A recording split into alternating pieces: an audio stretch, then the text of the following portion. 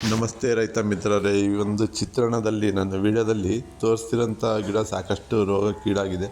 ಅದು ಬೇರೆ ಬೇರೆ ಪ್ಲಾಟಿಂದ ಕಲೆಕ್ಟ್ ಆಗಿದೆ. ಸಾಕಷ್ಟು ಕಡೆ ಸ್ವಲ್ಪ ಸುಳಿರೋದ ಹೋದಂಗೆ ಕಾಣ್ತಾ ಇದೆ. ಕೆಲವು ಅಣಬೆ ರೋಗದ ಟೈಪಲ್ಲಿ ಕಾಣ್ತಾ ಇದೆ.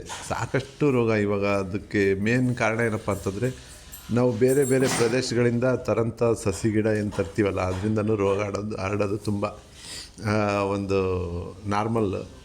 ಅದಕ್ಕೆ ನಾವು ಮೇನ್ ಮಾಡಬೇಕಾಗಿರೋದೇನಪ್ಪ ಅಂತಂದರೆ, ಇವಾಗ ಇಲಾಖೆಯಿಂದ ರೆಕಮೆಂಡೇಷನ್ ತಿಂಗಳಿಗೆ ಒಂದು ಸ್ಪ್ರೇ ಇದೆ, ಮೂರು ಸರಿ ಅಥವಾ 4 ಸರಿ ಗೊಬ್ಬರದಿದೆ, ಮತ್ತು ಜೀವಾಮೃತ ಅದೆಲ್ಲ ಮಾಡೋದಿದೆ. ಬಟ್ ಅಷ್ಟೆಲ್ಲ ಮಾಡೋದು ಕಷ್ಟ ಸಾಧ್ಯ. ಮಾಡೋಕ್ಕಾಗಲ್ಲ ಅಂತಲ್ಲ, ಕಷ್ಟ ಸಾಧ್ಯ. ಹಾಗಾಗಿ ನಾವೊಂದು 3 ಅಥವಾ 4 ಸ್ಟೆಪ್ಪಲ್ಲಿ ನಾವು ನಮ್ಮ ಗಿಡ ಕಂಟ್ರೋಲ್ ಮಾಡ್ಕೊಂಡು, ರೋಗ ಕಂಟ್ರೋಲ್ ಮಾಡ್ಕೊಂಡು ಇಳುವರಿ ಹೆಚ್ಚಿಸ್ಕೊಳ್ಳೋದು ಸಾಧ್ಯತೆ ಇದೆ. ಆ ಸಾಧ್ಯತೆಗೆ ನಾವು ನಮ್ಮ ಮೈಂಡ್ಸೆಟ್ಟನ್ನು ಅಂದರೆ ನಾವು ನಿರ್ಧಾರ ಮಾಡಿ ಈ ಒಂದು ದಿಕ್ಕಲ್ಲಿ ನಾವು ಕೆಲಸ ಮಾಡಬೇಕಂತ ಮಾಡಿದಾಗ ನಮಗೆ ಅದು ಪರಿಣಾಮನೂ ಸಿಗುತ್ತೆ, ನಾವು ಅದಕ್ಕೆ ಪ್ರತಿಫಲನೂ ಸಿಗುತ್ತೆ. ಬಟ್ ನಾವೇನಿದೆಯಪ್ಪ ಅಂತಂತಂದರೆ, ನಾವು ಇವತ್ತು ತಂತ್ರಜ್ಞಾನದಲ್ಲಿ ಹೋಗ್ತಾ ಇಲ್ಲ.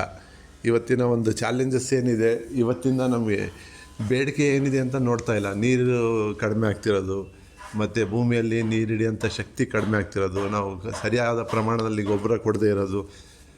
ಇವಾಗ ನಾವು ಕೊಡೋಂಥ ಗೊಬ್ಬರದಲ್ಲಿ ಇರೋಂಥ ಇವಾಗ ಕೊಟ್ಟಿಗೆ ಗೊಬ್ಬರ ಆಗಲಿ, ಕುರಿ ಗೊಬ್ಬರ ಆಗಲಿ, ಅದರೊಳಗೆ ಪೋಷಕಾಂಶ ಎಷ್ಟಿದೆ ಅಂತ ನಮಗೆ ಅದ್ರ ಬಗ್ಗೆ ನಾಲೆಡ್ಜ್ ಇಲ್ಲ. ಜೊತೆಗೆ ಆ ಗೊಬ್ಬರದ ಜೊತೆಗೆ ನಾವು ಏನು ಕೊಡಬೇಕು ಅಂತಲೂ ನಾವು ಅದಕ್ಕೆ ಸ್ವಲ್ಪ ವಿಚಾರ ವಿನಿಮಯ ಮಾಡಿ ನಾವು ಅದಕ್ಕೆ ಹೊಸದಾಗಿ ಏನು ಅಳವಡಿಸ್ಬೇಕದು ಮಾಡ್ತಾಯಿಲ್ಲ. ಹಾಗಾಗಿ ನಮಗೆ ಸಾಕಷ್ಟು ರೋಗ ರುಜಿನಗಳಿವೆ. ಇದಕ್ಕೆಲ್ಲ ನಾವು ಏನಪ್ಪ ಅಂತಂದರೆ, ಸರಿಯಾದ ಪೋಷಕಾಂಶ, ಗೊಬ್ಬರ, ನೀರು, ಮಣ್ಣು ಸರಿಯಾಗಿ ಕೊಟ್ಟಾಗ ಅಲ್ಲಿ ಒಂದು ಅಥವಾ ಅಂದರೆ ರೋಗ ಇದ್ದಾಗ ಜಾಸ್ತಿ 2 ಬೇಕಾಗ್ಬೋದು. ನಾರ್ಮಲ್ ಕಂಡೀಷನ್ ಇದ್ದಾಗ ಒಂದೇ ಸ್ಪ್ರೇ ಫೆಬ್ರವರಿ ಅಥವಾ ಮಾರ್ಚಲ್ಲಿ ತಗೊಂಡ್ರೆ ಸಾಕಾಗುತ್ತೆ.